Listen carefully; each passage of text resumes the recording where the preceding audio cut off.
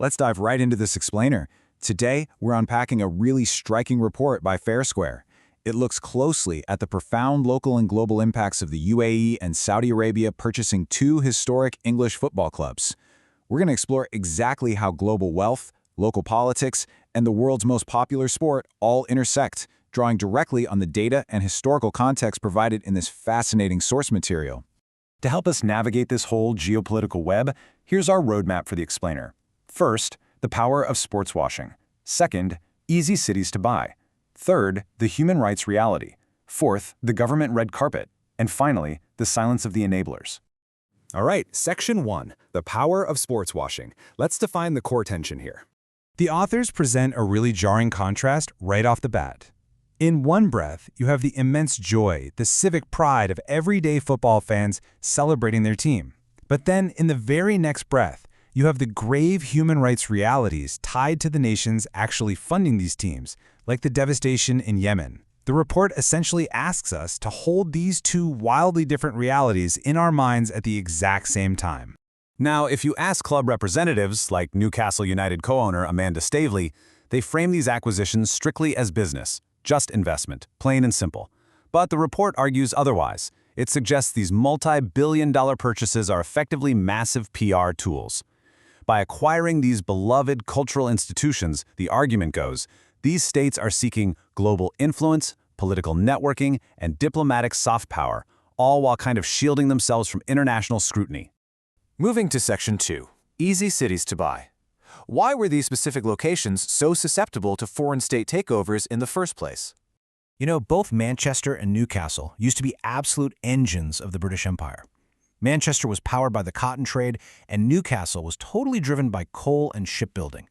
But their modern, shared reality is defined by severe deindustrialization.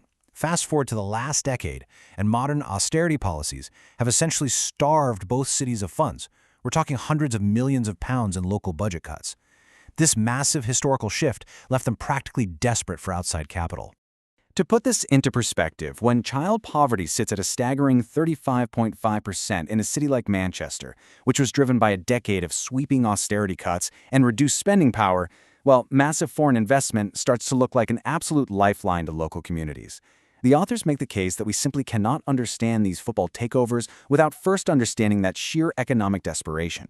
So, for cities experiencing decimated public services, places where homelessness crises are soaring and the costs for temporary accommodation are just exploding, a football club provides a rare, desperate focal point for hope and civic pride.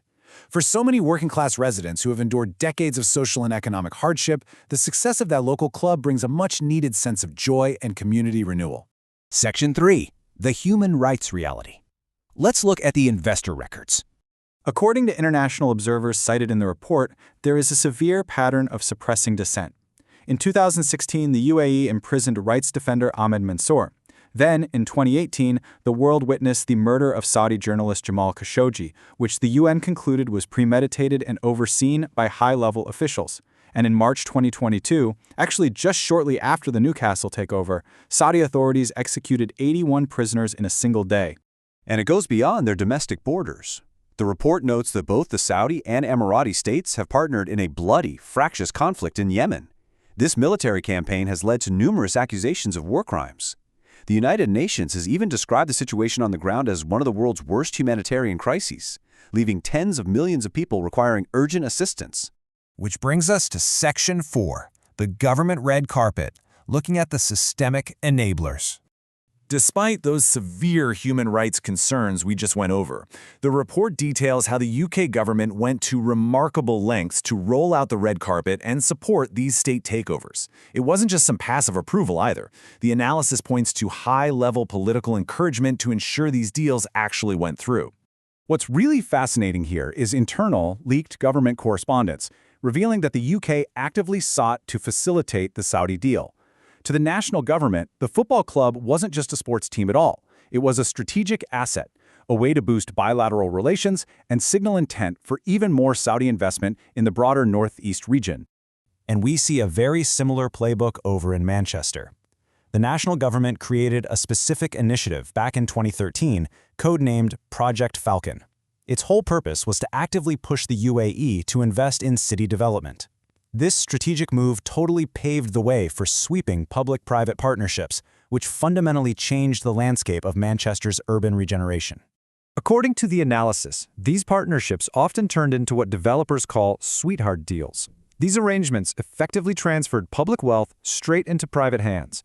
Furthermore, the report notes that the resulting joint property ventures, like the ones in East Manchester, frequently failed to meet the City Council's very own affordable housing targets. So you have expensive units being built in a city that's grappling with an acute housing crisis. Finally, Section 5, Silence of the Enablers. This covers local political failures. The report lays out a pretty troubling trend where politicians in both cities effectively defended their new business partners. Local leaders censored public theater that referenced UAE ties during the Peterloo Democracy commemorations. They ignored direct meeting requests from human rights NGOs. They suppressed internal criticism of property deals. And incredibly, they actually lobbied the Premier League on behalf of the foreign states to make absolutely sure the takeover succeeded. But, and this is absolutely crucial, the report makes it very clear, we must not blame the fans. As this powerful quote from a local advocate shows, everyday citizens feel entirely powerless when their elected officials abdicate the responsibility to protect democratic values. The structural failures are at the top, pretty much leaving fans to just try and enjoy the sport that brings them joy. On top of all this, the vital democratic check of local journalism has been severely compromised. The report points out that structural financial cuts led to 320 local newspaper closures in just a single decade. The surviving local journalists are heavily under-resourced and just vastly outmatched by the highly sophisticated state-funded PR machines operating out of these newly enriched football clubs. The capacity to investigate these complex geopolitical deals on a local level simply isn't there anymore. So that leaves us with one final, massive question to think about based on this source material. If the future of local investment and urban survival relies on authoritarian wealth, what is the ultimate cost to democracy? When starved cities trade scrutiny for financial lifelines, who ultimately pays the price? Thanks for joining me on this explainer, and I hope this gave you a clearer picture of the incredible forces reshaping the game today.